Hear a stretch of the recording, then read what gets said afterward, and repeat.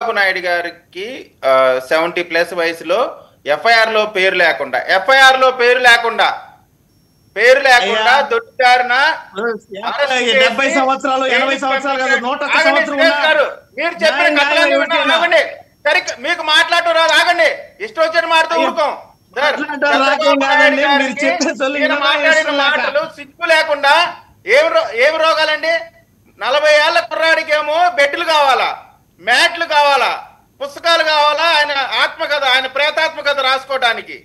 చంద్రబాబు నాయుడు గారికి నెట్టివల, దోమల నెట్టివల. ఈయన 74 ఏళ్ల వయసులో 52 రోజులు తప్పుడు కేసులో జైల్లో ఉన్నారు, ఎఫ్ఐఆర్ లో పేరు లేకుండా. చంద్రబాబు నాయుడు గారు వయసు గురించి, ఆరోగ్యం గురించి మాట్లాడుతున్నారంటే వీళ్ళకంటే నీచమైన, క్రూరమైన కాలకేయుల బ్యాచ్ ఎక్కడా ఉండదు. టాపిక్ డైవర్ట్ అవుతుంది. సురేష్ పాయింట్ లోకి రండి. కిరణ్ టాపిక్ డైవర్ట్ అవుతుంది. మీరు ఆపినా ఆగదు. ఆ బ్యారెక్ లో పోయి స్నేహ బ్యారెక్ అదేదో ఉంది కదా, దాంట్లో ఏమేం ఫెసిలిటీస్ ఇచ్చారో బుక్ చూసుకోండి, తెలుస్తుంది. మేము చెప్పాల్సిన పనిలే, మీరు వచ్చి ప్రజల ముందర నానా యాగి చేయాల్సిన పనిలే. మేము ఆయనకి ఏమేమి ఫెసిలిటీస్ ఇచ్చామో న్యాయస్థానం ప్రకారం అక్కడ ఉన్నటువంటి లిస్ట్ ఉంటుంది, బుక్ మెయింటెనెన్స్ లో ఉంటది, దాంట్లో చూసుకోండి. మీరు ఇక్కడికి మాకు అవి ఇవ్వలేదంటే ఎవడు ఎండరు. ఆయనకి వెసులుబాటు ఉంది, న్యాయస్థానాన్ని ఆశ్రయించారు. అది కాదు కదా పాయింట్. వీళ్ళు అంతే సార్, వీళ్ళ కొరకే నీతులు. ఎదుటోళ్ళకైతే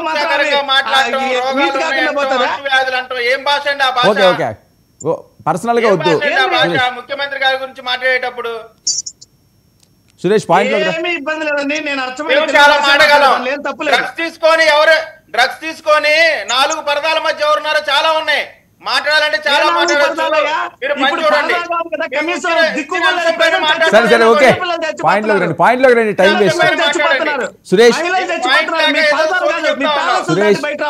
సురేష్ కిరణ్ చంద్రబాబు గారి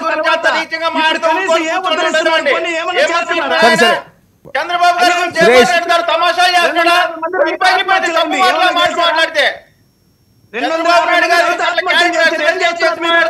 రైతు ఆత్మహత్యలు పెరిగిపోతుంటే ఏం చేస్తున్నారు? మహిళలు చిన్నారుల పట్ల అఘాయిత్యాలు పెరుగుతున్నాయి, ఏం చేస్తున్నారు? మీలాగా ఊర కూర్చోట్లేదు, పట్టుకొని నిలబెడుతున్నాం. మీలాగా హత్యలు చేస్తున్న ఒళ్ళో కూర్చోబెట్టుకుని లాలపడట్లేదు. మీలాగా హత్యలు చేస్తున్న ఒళ్ళో కూర్చోబెట్టుకుని లాలపడట్లేదు. ఎంఆర్పి కన్నా ఎక్కువ పర్మిట్ రూములు ఉండవన్నారు, ఇష్టాలైతే పర్మిట్ రూములు, బెల్ట్ షాపులు. బుద్ధుందా? ఇది ఆపేసి పిచ్చి పచ్చి పంపించి ప్రాణాలు మీకు సిగ్గులేని పార్టీ మీ ప్రభుత్వం. రాక్షసులు మీరు.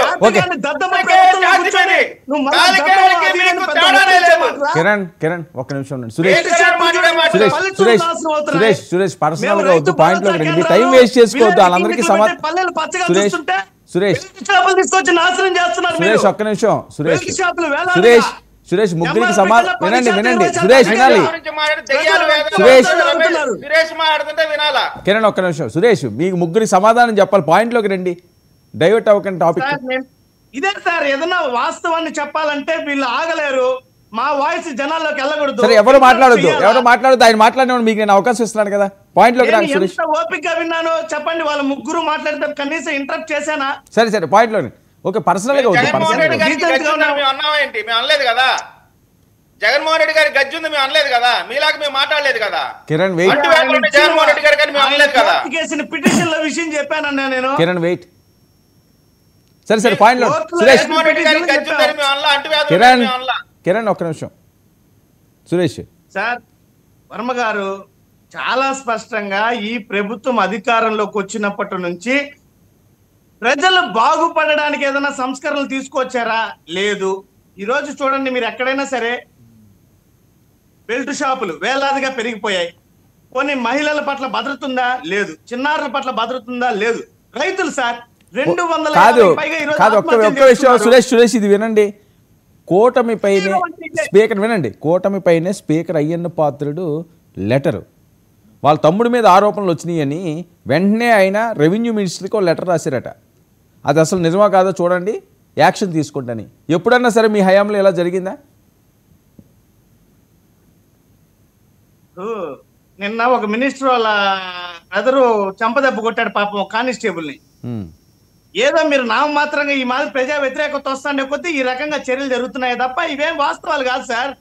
నిన్న కానిస్టేబుల్ ని కొట్టినటువంటి వ్యక్తి పైన ఏమన్నా చర్య తీసుకున్నారా చెప్పండి? ఒక మంత్రి సోదరుణ్ణి, ఒక బాధ్యతలు నిర్వర్తించే కానిస్టేబుల్ ని కొట్టే మళ్ళీ ఇంత వ్యతిరేకత వస్తే ఇప్పుడు దాని మీద తూతు మంత్రంగా మళ్ళీ చర్యలు ఇప్పుడు తీసుకుంటున్నామని చెప్పి నిన్న ప్రకటించారు. ఏదో సరే, తూతూ మంత్రంగానే ఏదో మంత్రంగానే చర్యలు అయితే తీసుకుంటున్నారా? విధుల్లో ఉన్నటువంటి ఒక పోలీసుని కొడితే వాస్తవానికి ఈ పాటికి అతను కస్టడీలో ఉండాలా. కస్టడీలో ఎందుకు లేడు? ఎందుకు అతని మీద ఛార్జ్ షీట్ లేదు? సురేష్ ఒక్క నిమిషం ఆంజనేయ రెడ్డి గారికి దాని మీద క్లారిటీ ఉన్నట్టున్నది. ఒక్క నిమిషం మళ్ళీ ఇస్తాను. ఏంటి ఆంజనేయ రెడ్డి గారు? వర్మ గారు ఎవరు తప్పు చేసినా శిక్షించబడాలా. ఈ కూటమి ప్రభుత్వంలో అంతా